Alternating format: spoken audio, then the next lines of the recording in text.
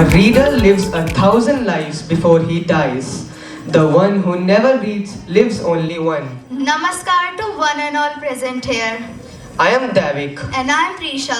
We feel honored to be a host for today's special occasion, the journey of words of Naysa Dalmia. Books are not just pages filled with words. They are emotions, experiences, and silent mentors that shape who we become.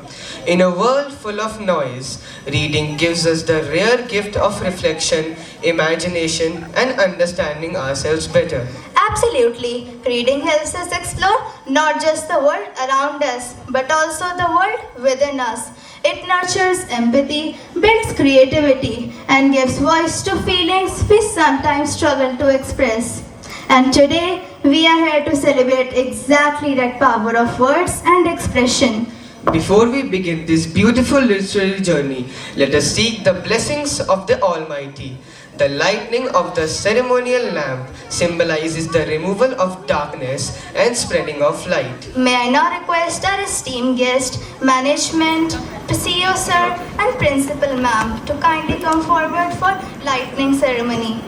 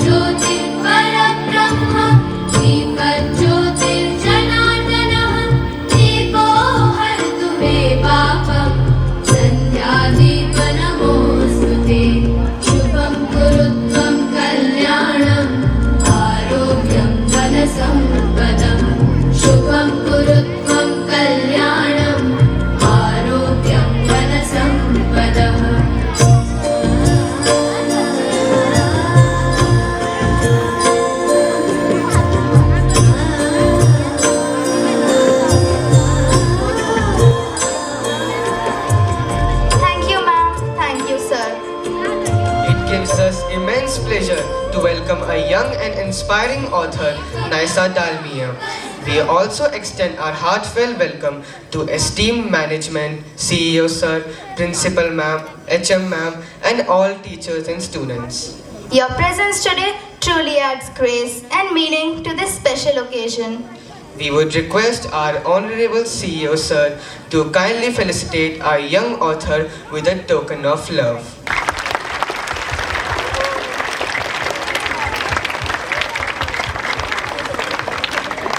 Naysa Dalmia is an award-winning young author, speaker, and a truly inspiring creative personality. She is known for her rare ability to combine emotional intelligence with academic excellence and for creating deeply reflective work that explores psychology, identity, and emotional realities of growing up. She is the author of I Wish I Told You Sooner and I Wish I Knew Everything. Two books that beautifully express emotions many people feel but often cannot put into words. Her work has been appreciated for its honesty, depth, and ability to connect with readers, making them feel understood and empowered. Beyond writing, Naysa has represented herself on prestigious international platforms, including global debating and academic competitions. She has earned recognition in events like Queen's Commonwealth Essay Competition and John Locke Essay Competition. What truly makes her special is her vision. She uses her voice to empower others, support meaningful causes, and create a positive impact through her words. Naysa Dalmia truly represents a generation that leads with creativity, empathy, and purpose. And now the moment we have all been waiting for. We come to the most inspiring part of today's event. A chance to hear directly from the author herself about her journey and the story behind her book. May I request you, Naysa, to please come up on the stage. Let us welcome her with a big round of applause.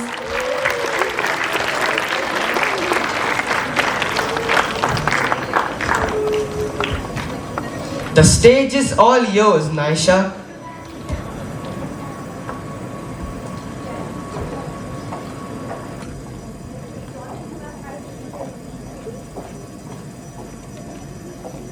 Good morning, everyone. How are we feeling today? Guys, am I really that boring? How are we feeling today? I know it's a Monday morning and you have a holiday after this, but I'm really happy and glad to be here to enlighten you with my words. Thank you so much for that wonderful and lovely introduction. I'm really glad I can share some of my insights with you. Before I talk about myself, I want to ask all of you all a really simple, basic question. How many of you have ever had a thought in your head? Something you felt really strongly about, but you never said it out loud. Maybe because it was too small, too trivial, maybe you thought other people wouldn't understand, or it's something stupid. Raise your hand. Clearly, some of us have. It's something we might not realize, but it's happened to us before. However, we need to understand that no thoughts are ever too small or that they don't matter. Because the very interesting part is, these are the very thoughts that actually shape who we are. The thoughts that we don't say out loud because we're nervous that other people might judge us. Guys, my name is Naysa Dalmia and I'm 14 years old. I have written 2 books and the one I'll be highlighting in today's session is called I Wish I Told You Sooner. I wrote it when I was 13 years old and it wasn't written from a place of having everything figured out or sorted. It was written from confusion, overthinking and thoughts I never said out loud while growing up. It's basically a culmination of things about growing up, confidence, about perfection, and most importantly, about learning about my own voice, what power I hold. Today I'm here as someone who started writing and slowly learned that writing is not simply words on paper. It's about understanding myself, my emotions, my thoughts, and my voice. And over the next few minutes, I'm going to talk to you guys about 3 things that completely changed the way I see life. Writing, confidence, and perfection. So if that sounds okay, give me a shout out. Let's say, I wish I told you sooner. Ready? Will you guys shout it out with me? Yes? Okay. 3, 2, 1. I wish I told you sooner. Perfect. So let's start with writing because it was one of the biggest things that impacted who I am as a person. And honestly, I actually never planned on becoming an author. It wasn't like I woke up one day and said, oh wow, let's write a book. I have nothing to do. It actually started with something much, much smaller than that. It started with just thoughts. Thoughts I didn't know how to explain. Feelings I didn't always understand. Questions I never really had the answer to. And writing became the only place where I felt like I could honestly express myself. But writing was not easy. It was not like pulling out a blank piece of paper, writing on it, and then trying to find a way to publish my story. One of the biggest challenges that I faced was doubt. I kept on wondering, what if this sounds silly? What if nobody will like what I'm writing? What if nobody connects with it? What if people judge what I write? And I think that's something a lot of people experience, not just in writing, but in life. So let me ask you another question. How many of you have ever doubted yourself before trying something? Maybe it could be before answering in class, posting something online, submitting an essay, speaking in front of people, or sharing an idea. Clearly, most of the crowd has. And I think that's why self-doubt is one of the most universal feelings among people. We have feelings like happiness, sadness, anger, joy, but nobody realizes the emotion of self-doubt. Because it's not an emotion that we generally acknowledge, but it plays such an important part in the way we act and what we do in our life. If any of you here want to start writing or explore your thoughts on paper, here's the biggest thing to remember. You don't need to be good at writing to begin. You just need to begin. Because here, it's not everyone else who defines good. You define good. So don't be in a shameful area where you feel like other people are going to judge what I write. Start writing for yourself. Maybe write a sentence, a question, a line, anything in your notes. Because every book, every poem, and every single story started with just one sentence. Now I'm going to talk to you about another thing that changed my lens of living and how I experienced life. And that was the idea of perfection. Perfection. What exactly is perfection? Can we get a mic to pass around to get some answers? Do we have a mic that we can pass around? Yeah.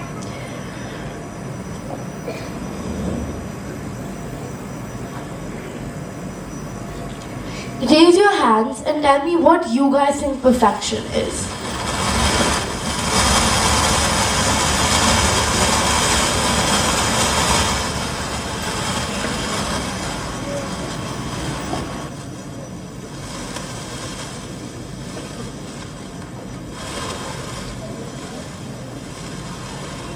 I think perfection is like correcting.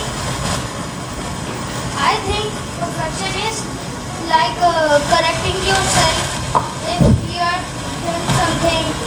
If you have written wrong, so correcting it.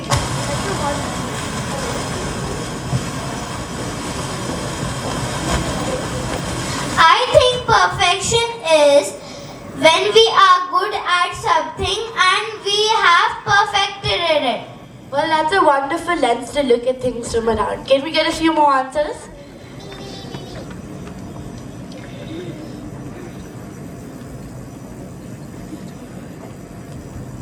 Perfection is like we are perfect in something and we are special for that thing and nobody can do this.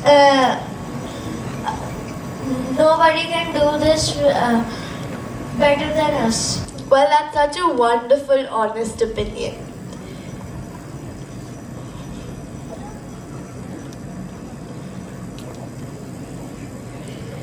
If you guys want, I can also share an instance where you felt like you had to be perfect. So, like, can I tell what I know? Yes, about of course. So perfection for me, it's something that you have to be good at something. Okay, you particularly like, for example, I'm a singer, and like for me, I have to perfect that particular line, note, or everything in that song.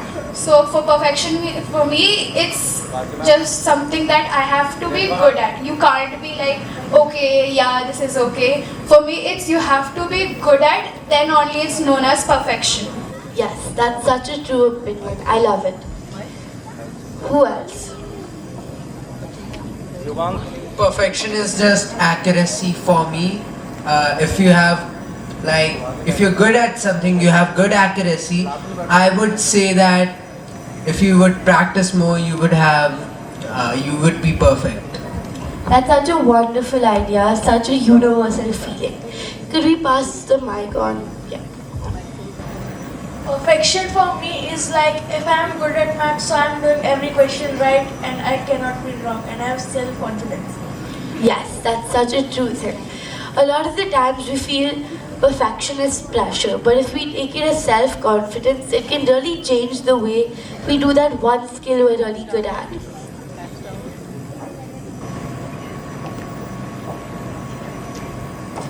Maybe we'll take about 2 more should work.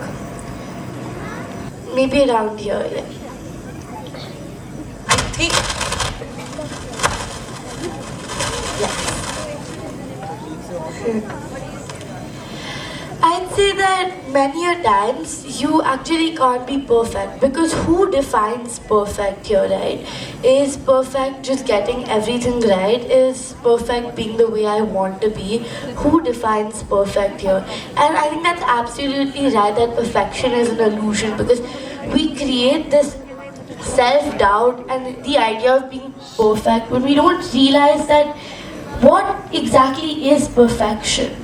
Is perfection doing everything right, being the best? If I'm the best amongst how many people? I guess the best thing you would say is that maybe doing what I want could be what I define as perfection.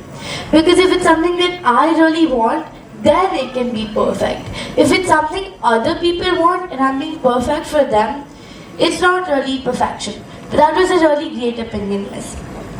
One of the chapters in my book, which is specifically chapter 4, is called You Are Still Worthy When You Are Failed. Because this was a very important idea for me when I was growing up at the time.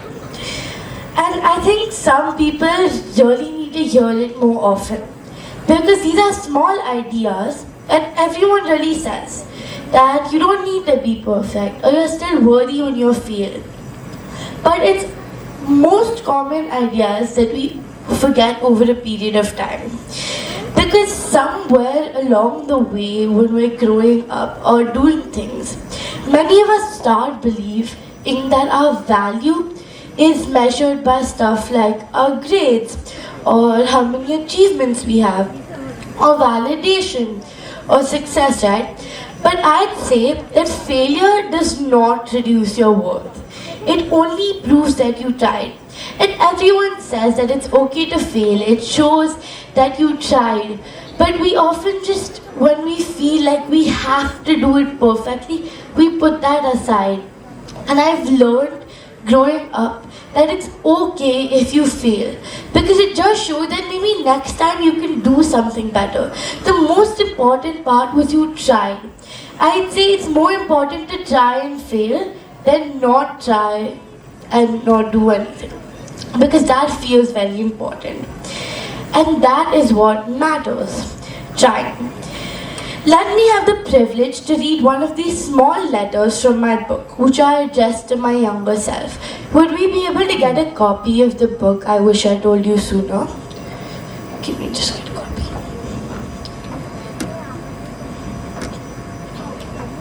Thank you so much.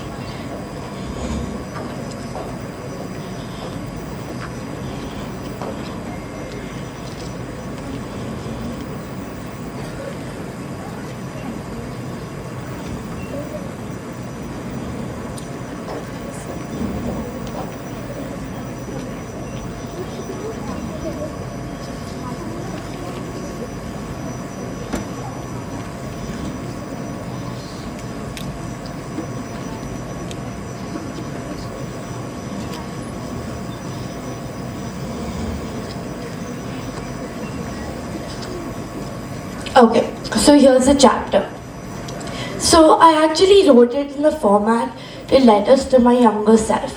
What was something I wish I told you sooner when you were growing up so you had more confidence in yourself, you didn't have self-doubt. So I'm going to start reading just a small part of this. Dear younger me, no one ever really taught you how to fail. You were praised when you got it right, clapped for when you were perfect, but no one noticed and everyone did when you succeeded. So you built your worth on achievements, and when things didn't go your way, you didn't just feel disappointment, you felt shame in yourself. You believed failure meant that something was wrong with you. But failure is not proof that you are broken. It is proof that you tried. It means that you had the courage to show up, to care, to want something badly enough to go after it. That alone, it's worthy of respect. You are not your mistake. You are not a grade. The rejection, the loss, or the moment that things didn't work out. You are more than that, and you always will be. You don't need to earn your love by being flawless. You don't have to prove your worth by winning. Even when you feel like you're disappointed everyone, you're still enough. Your value doesn't disappear when your plans fall apart. It doesn't shrink because your confidence does. Let yourself fail without turning it into a personality trait. You are allowed to mess up. You are allowed to begin again. The world doesn't end when things go wrong. Sometimes it begins again in another direction. You don't have to punish yourself to grow. You just have to keep showing up. Your worth, it is going to be steady. It doesn't rise and fall with your results. It lives in your effort, your softness, your courage, and your trying.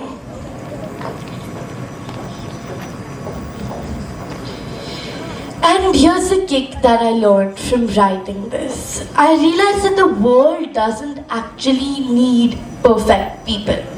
It needs real people. People who think differently. People who make mistakes. People who are still learning. People who are still trying. And sometimes I feel like we fit too much into the idea of being perfect. Like we're made to fit in a box. But everyone is different. And a lot of the things that make people feel different when they're younger or when they're growing become the exact very things that make them stand out later in life. So don't hide your flaws. Don't hide the idea that I got something wrong. Because I'm telling you, one day that one thing you got wrong or your one flaw is what's going to shape you and make you different from others. And that is what I think and all about perfection. And finally, I want to talk to you a bit about confidence. Because I think that perfection and confidence correlates together. I guess confidence does not mean being the most outgoing person in the room. I'm talking about what real confidence is. Not the kind where you start apologizing for thoughts like, wait, I think this is wrong, I shouldn't say it. Not that kind. And I think one of the hardest things to accept is this. Not everybody is going to like who you are. And that's okay. That's completely okay. Because confidence is not about getting approval from everyone. It's not about saying, wait, my worth is based on what you see. If you said that I did great today, then I did great. But if I say that I've done great, that doesn't matter, right? Because I'm going to keep praising myself. But self-praise is the most important. Confidence is about getting comfortable in your own skin, staying true enough to yourself, who you are. So let me read another excerpt from my book.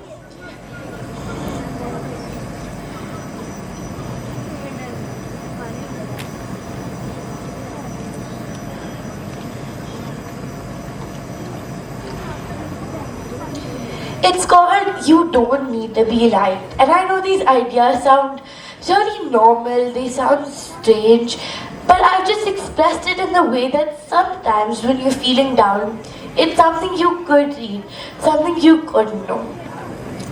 Dear younger me, you spent so long trying to be easy, to like. You changed how you spoke, what you wore, how much space you took up.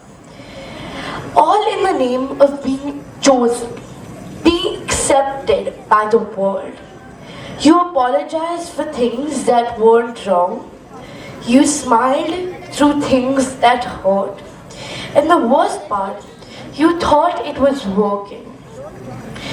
But being liked isn't the same as being loved.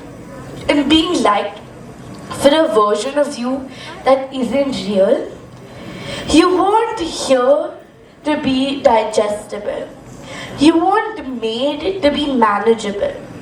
You don't owe anyone the softer version just to avoid conflict.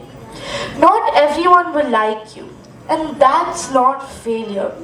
That's freedom in yourself. You are not for everyone, and everyone is not for you. The goal is not to be liked by most people. It is to be fully seen by the right ones. And you can't be seen if you're always editing yourself to fit into their expectations. Say what you mean, set boundaries for yourself. Be loud, be quiet, take up space, be weird, be bold, be nothing they accept but your true self. The people who matter don't need you to shrink or become another version of yourself. And the people who leave, the ones who you want validation from, let them be. If being liked means losing yourself, it's not worth it. If they don't like you for being real, they were never really with you. Let go of who you were trying to be and come back home to who you really are. I know these are thoughts that seem like we know them, that we mostly don't have them or don't do them, but it's something that happens without noticing. So, if you ever feel like you need to shrink yourself to make other people comfortable, don't do that, because the moment you start silencing yourself constantly, you stop trusting in your own instinct and stop listening to your own voice. Before I end the session, because I don't want to make it full of yarn or a lecture, I've already spoken a lot. Let's have a small activity. Think of yourself from a few years ago. I know some of you guys might be young, as small as grade 4, I believe. Maybe think of yourself from grade 1, or if you're older, maybe 3-4 years back. Now ask yourself, what is something I wish to tell my younger self today? What is something I'd want to do that? Can we get maybe just a few opinions? If someone can pass the mic around again. It could be really anything, maybe something about friends, maybe about your confidence, how you have to be perfect all the time, really anything.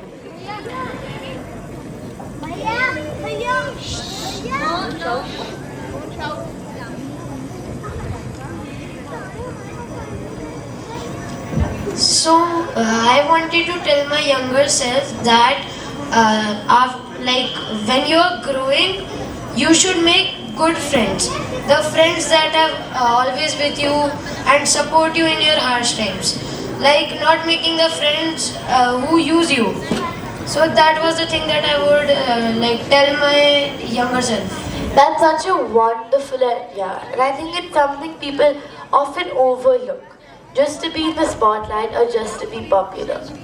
What an insightful opinion. How about we take two more?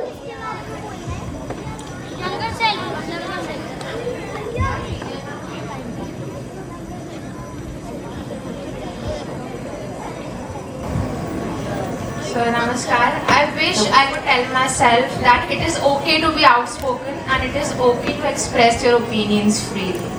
Yes, I think that's very important. I remember when I was in grade 3, I knew the answer, but I was really scared to say it because I thought it might be wrong. So that's an idea I really connect to. I think we should leave the world behind and live our life as we want to live. I think that's such an important opinion. One of my motives, I don't know if any of you all take Spanish, but it's called living la vida loca, which means living a crazy life. And I realized that, you know what, there's a song actually by Avicii which is called The Nights, and it says, one day you're going to leave this world behind, so live a life you will remember. And I think it's very important. It's such a catchy lyric, but the meaning behind it itself is so important. So what did I learn from writing or expressing myself? I learned that writing taught me how to express myself. Failure taught me that perfection wasn't necessary. And confidence taught me that my voice deserved a space too. And I hope after today, all of you leave remembering one thing. You do not need to wait until you're older, more successful, or more perfect, still start becoming who you're meant to be. With this thought, I leave it to you, and I'd love to hear any questions you have before I'd like to ask you some too. Any questions for me? We have a few hands here. I'll come down.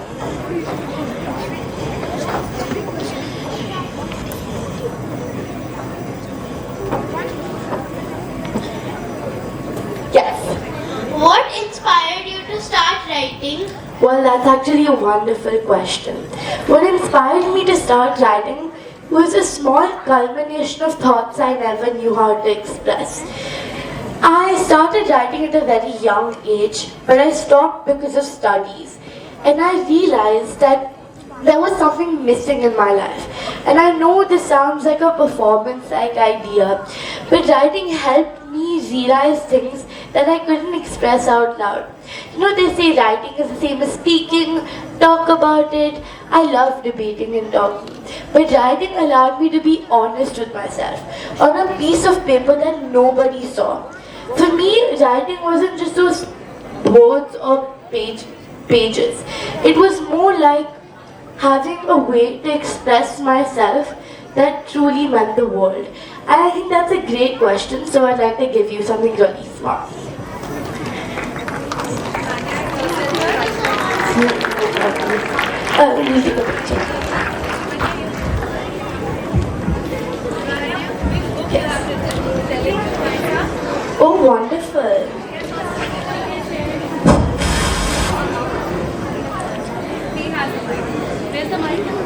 Do we have another mic? Yeah. Hello? Yeah. The first book I ever wrote was called The Nature Heroes. I wrote it because near my society there was so much garbage. It was difficult to breathe. That's such a powerful idea, climate change. Most people really write about how we should save the environment, but writing a story at such a young age, how old are you? 10. 10. Wonderful. I started writing around 30. That's really awesome. Can you have another question? Can we say that perfection is a perception? It is. We can say that. And I actually took a question from listing that perfection is an illusion. Because my question is, who defines perfection here? If you define perfection, what do you define it as? And if the world around you really defines perfection, how many different definitions of perfection will you take from other people? And I think that's a very important thing because perfection is a perception. What is perfection really? What does anyone here think perfection is? We got some ideas that it's about being accurate. But say I'm doing a doctorate. How can I be perfect? I don't mess up. That's one way. Or I make sure everyone's listening to me. There's some things that I just can't control. So I think perfection is a perception. It's important to love what you're doing and be good at it and stand out. But that doesn't mean that you put pressure on yourself. And I think that's another great question. So can you give us something small as well? We can take another question to them. How do you manage school and writing at the same time? Well, I think that's a wonderful question because it is quite hard as you grow older to start doing things like writing and do stuff that you explore. And that's something I discovered when I was really quite old. Like, I wouldn't say old, but I was 13 at the time. And I used to start writing when I was almost 6. I used to write small stories. I guess managing it was just putting time aside. Obviously, I'd say focus on your studies, it's important. But make sure that in your life you find those small things that matter the most to you.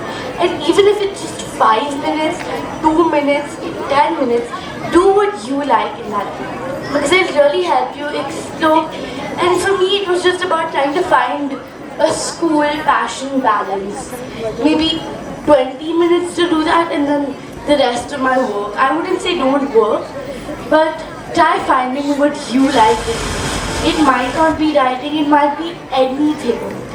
But just take that little time for yourself. For me, it was trying to find things that didn't matter to me, that were just taking up my time, and using that time to do something better. And I think that's such an important question as well, because, you know, I'm just talking here about how we should do stuff like this, but it's also very important. Yes. I don't think the mic is working. I know you all are very excited. Please hold your horses. You will be given chance to ask questions. Guys, I'll make sure everyone's involved here. You guys can even come on stage and I can ask you a few questions, so everyone will get a chance to talk.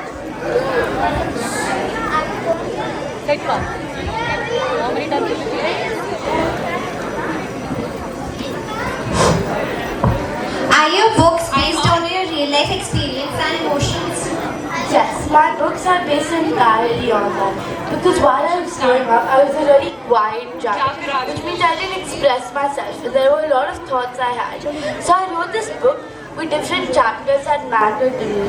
And I kind of expanded and explored and stressed on that a lot. To make sure that I can just say, oh, you don't need to be perfect, or perfection doesn't matter.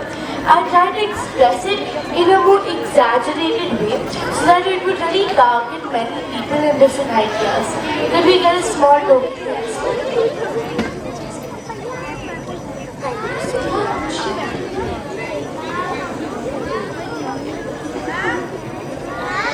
Hi Naysa. Over here. Hi. Hi, your mom is here with you today. So, in what ways did your parents inspire your journey? Well, I think that's such a nice question. Please drop down your hands, everyone. Hands down. Such a wonderful question. Actually, my parents, it's a bit controversial. They didn't know I was writing a book. So there's a platform I wrote it on. It's called Pre-Books. And it's just a platform that allows you to express yourself. It's not like a book launch or like a very big thing. It's just an area where you can start writing. So I had this idea one day when I was just thinking about, I was scrolling and I saw this really important reel and I said, wait, life's too short to kind of think about other people around me. And I wanted to write something. So I actually opened a diary and I started writing. And eventually it became a book because I realized that there are some thoughts that you need to keep private but some that other people need to hear. So it took about 5 months to properly write it because they're just short letters.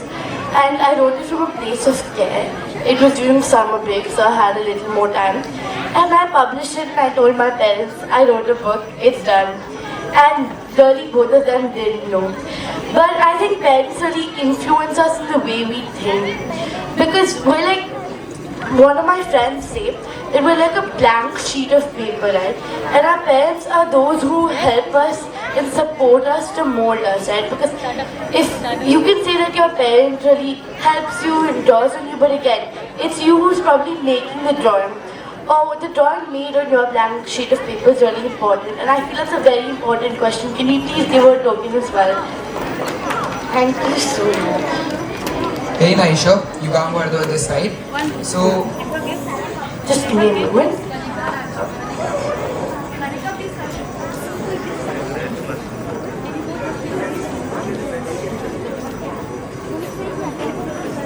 Thank you so much. Yes. so my question for you is that how do you put your soul and your expressions in the text that you write or in the books? I think that's a very important question. Also because I've just been talking about so many important things, but never on how I started writing. So for me to express, it was just something very important. So a lot of people, like I mentioned in the beginning while writing, I had the idea of self-doubt and that people would judge what I wrote. But one thing I really used was taking a small notebook around and making really quick ideas I had. And also once I wrote one chapter or one draft, I'd shut it. I'd open another document and I'd write again. Because if I keep on checking that document, it's going to become really hard for me because I'm going to keep finding ways to edit up. Guys, can we wait for a minute? May I please request all the students to settle down, drop down your hands. I know, and we all know that you are really excited. You want to know more about Naysa, the book she has written and what motivated her. But let's maintain the decorum of the auditorium and the guests. So it was more about hands down. It was more about just trying to find one thing, writing it and shutting it without judging it too many times. So that's kind of how I expressed my soul, because I think the state of mind you're writing is very important. So I wrote about something that mattered to me at that time. Like there was a time where I was doing a competition. It was during summer break, a writing competition actually. I said, how do I make this piece perfect? How do I make it a piece that people like? And I just submitted it without even thinking. That's when I wrote the chapter, You're Still Worthy When You Fail. Because I felt that emotion, so I just wrote it and I shut it. And after I finished writing all of them, I really went in deep and I tried putting my soul and trying to express it. Just try and find ways that what do you want to say? How does it connect to what you want to say? And just trying to find a way, because maybe start with one sentence, a thought, anything, but don't overthink it. It's the only thing I can say. Yes, we can take another question. Namaskar. Namaskar. I want to say two things. One is a question and one I want to say. Sure. So the question is, what is the topic that you basically like to write on? So I think I love writing on psychology and identity. For me, it's things that connect to me. I have a little brother, so watching him grow up and just seeing the way he deals with small things makes me feel like I'm reliving my childhood, because he might have a problem with his friends or he didn't like something in school that day. So it really mattered to me, and I love writing on identity and psychology. Just understanding how people act based on previous ideas or why they do things in a certain way really inspires me. And what did you want to say? So I also write on Billy books. Wonderful. And I have written 4 stories. Wow. And one more thing, that I basically write down friendships. That's such a good idea. I guess friendship is very important to everybody. And writing 4 stories is remarkable. What grade are you in? I am in 5th. Wow. So how old must you be? My birthday is coming, so I will be 10. Happy birthday. Thank you.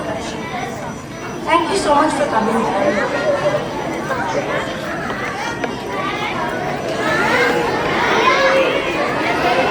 Let's take how many more questions?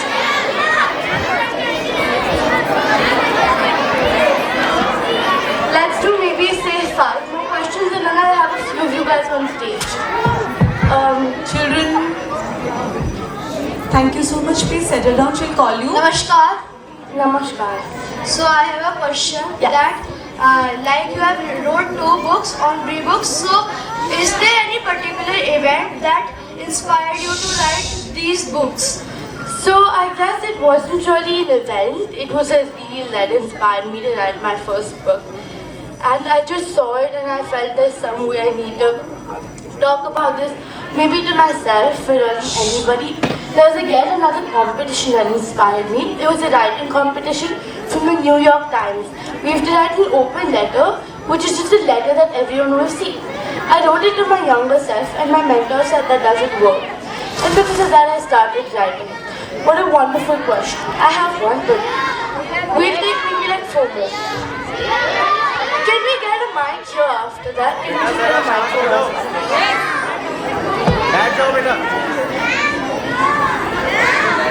Namaskar. What's your second book? I Wish I Knew Everything based off of? So I Wish I Knew Everything is based on my baby brother over here. And it's just small questions. It's just small questions he used to ask me, like, why do some days feel longer? Why do some days feel shorter? Just really stupid questions that matter, but nobody really answers that. So I wrote my second book based on that. It's just small questions that you can read at any point of time, and it matters more when you're an adult. And I wrote it in the format that if you open any page, you can start reading from any page. It's not a chapter book. It's nothing like that. We'll take 2 more questions.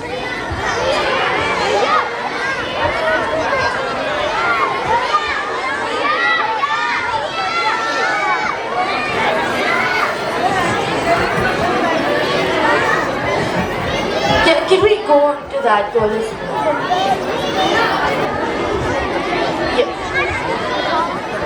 After that. So Namaskar. So what are your future goals as a writer? So I realized quite late that books is actually just a platform to express. It doesn't allow you to reach a lot of people when you grow.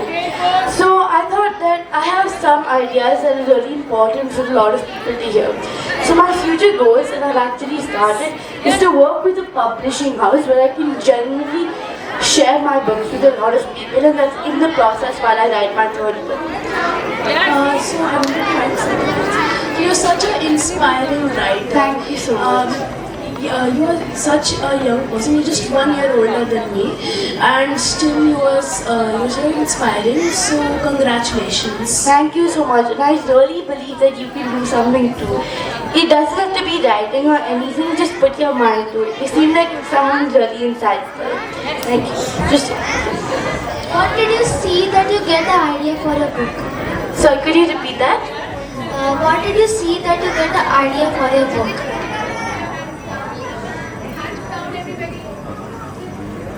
Okay, so what was something very important for me to write my book was expression, and it was a reel that inspired me.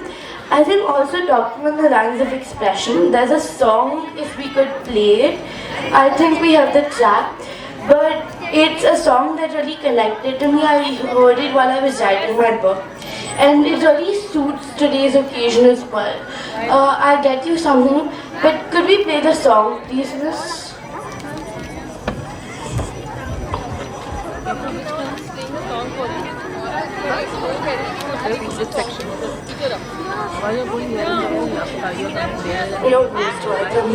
We won't be taking any questions right now.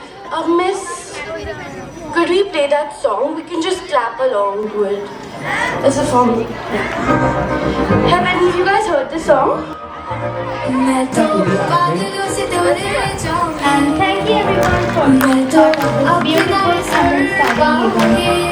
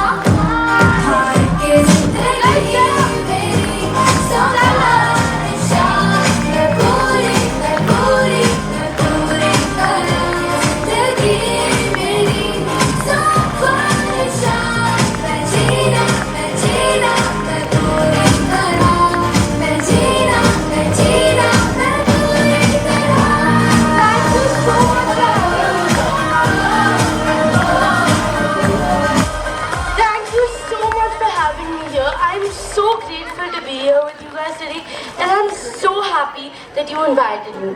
I hope you learned something, and I'm really glad that I could share everything with you. This is Naysa Dalmia, one amongst you, signing off. Thank you. If you have any questions, I'll be giving out bookmarks which have my Instagram account, and I can share my email with you guys as well. You can approach me anytime, and I can send something along to you. And I know a lot of you guys want the gifts, so we'll be distributing a few of them towards later. Miss will do that. We have a few bookmarks here. Will we give them out now, or would you like to give them? Yeah, I think that works perfect. Yes. Can we get just one more question over there? One, just to end. Oh, yes. Guys, I know a lot of you are excited.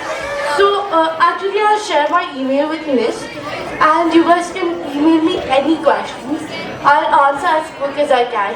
And I'm really happy that I could inspire a lot of you.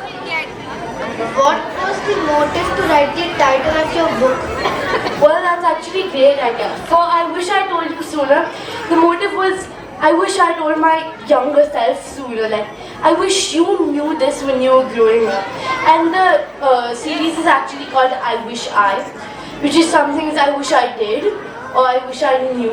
And for the second book, which is I Wish I Knew Everything, it's like when you're growing up, you're super curious as a child. So I wish I knew everything of what I wanted.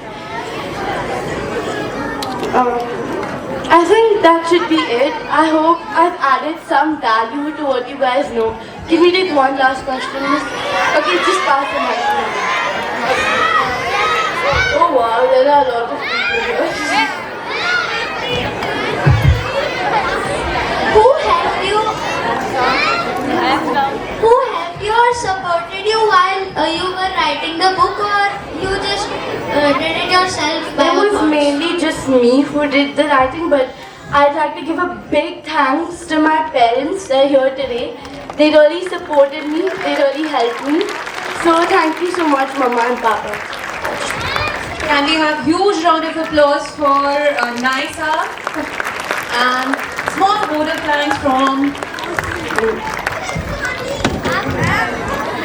Guys, please feel free to email me. I'll definitely send my email to your teachers. I'll share my phone number as well.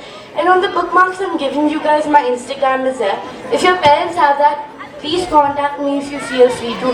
And I know about the tokens, and you'll be getting a few of them in your class.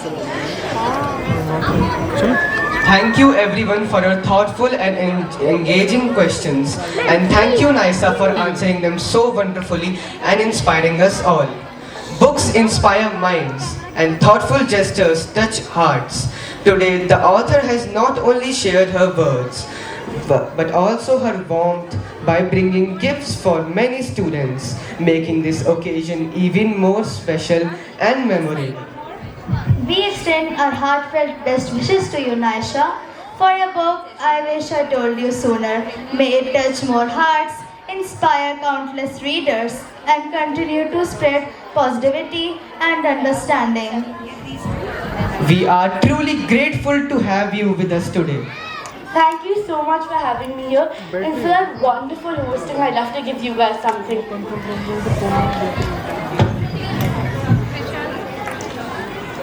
Thank you. Guys, these are my two books. They'll be in the library, right? I think maybe 2 to 3 copies of them. So if you feel free to read them, they should be in soon. Thank you so much for having me here today, guys.